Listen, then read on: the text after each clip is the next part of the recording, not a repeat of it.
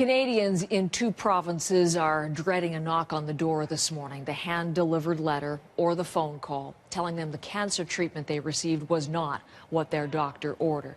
We're going to introduce you this morning to Tina Wells, who's among more than 1,000 Canadians being treated for cancer who are learning or who have learned already that they received diluted chemotherapy drugs. Tina Wells is on the phone from her home in Kingsville, Ontario, which is near Windsor. Ms. Wells, good morning to you. Good morning, Heather. Good to speak to you on this. I very much appreciate the time. Let's just introduce people to your story. You're being treated for breast cancer. Where are you in your treatment right now? I am in the 3rd of 9 treatments. 3rd of 9. And prior to that, you had a double mastectomy, as I understand it. That's right. That took place in December. All right. So actually, I'm going into my 4th treatment. So okay. I've had 3 of 9 treatments. So really, relatively early on this, but you've had 3 already. That's right. Give me a sense. Can you characterize for me, as you sit in that chair and you receive that chemotherapy treatment, how you view the treatment, what it means to you to get that drug? Well, to me, when they took off my breasts, I felt as if most of the cancer was gone. Although they did find it in my lymph nodes, there was a chance that it could be in other parts of my body. So this is just an extra precaution to make sure that the cancer cells are killed. To make sure that the cancer cells are killed, to give you the best possible outcome. That's right. So we know there are questions surrounding that treatment now, and you got that news. How did you find out that your chemo had been diluted? I was in Windsor, and a friend of mine called me and said, "Have you been listening to CBC News in the last 30 minutes?" And I said, "No." And he said, "We need to meet for coffee." And he gave me the news. I was stunned. It takes a lot to get me stunned, but I was stunned. And one of the reasons that I was stunned is because I had considered having chemotherapy done in the States. I wasn't sure that I would receive the same kind of cocktail that I would receive in the States, meaning that would they take all of the information that had been done in the U.S., the tests, the Oncokite genomic tests, other tests that they don't necessarily do in Ontario, and then create a cocktail specifically for me. But I did find out that, yes, Ontario does do that. I would be treated the same way. Then it became what I have it in Toronto or Windsor. My breast surgeon suggested an oncologist in Toronto who then said, "You know what, you can go to Windsor, you'll be fine there. There are 2 oncologists I highly recommend. Go there and have it done." And that's what I did. So when I look at the outcome, had I gone to Toronto, this wouldn't have been an issue. So that explains, well, on a couple of levels, the initial stunning, and then the evolution of your reaction sort of 24 hours later. Where are you now as you think about it? I'm ready to speak to my oncologist. We have an appointment today, and although they offered to speak to someone yesterday, I mean, Windsor Regional Cancer Center has been excellent in every way, and I was very impressed by their letter that they sent out. I feel like I want to hear it from my oncologist, exactly what he thinks this means to me. What's your number one question?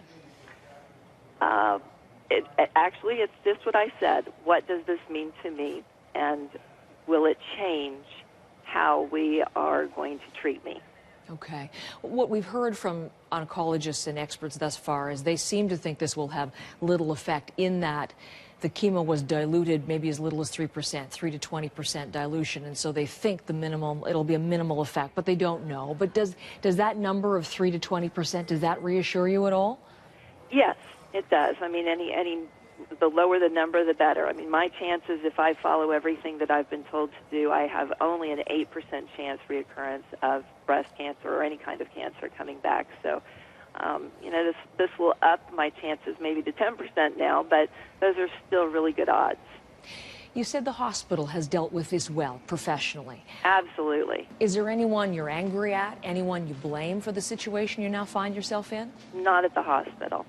Where else? Elsewhere? I would blame the company that messed up. I don't see how they can make a mistake like this. And even when you're at the hospital receiving your chemo treatments, the chemo nurse checks and double checks your name, your birth date, and everything you're getting. Then she goes to another nurse who comes over and does the same thing. I would like to hope that the company, is it Marchese Healthcare or Mazentco Incorporated, would do the same thing and more. The fact that you're in the situation And there are about 1,000 other Canadians in this situation, the sheer numbers here. How do you react to that? Well, it's, I'm sure, very scary for so many people, and especially those that have passed on. You know, did they pass on because of this? Will these questions ever be answered? It sounds like, you know, this really hasn't happened before. A lot of research will have to go into this. So, you know, it's going to take patience and time, a lot of questions and research before we really understand the magnitude of this.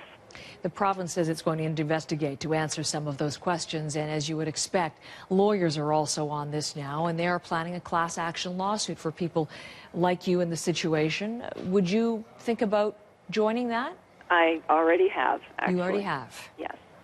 And what would that bring, do you think, for you to take part in that? Well, I think they need to take responsibility for it. One of the things that the letter from Windsor Regional Hospital did is they apologized. And you know what?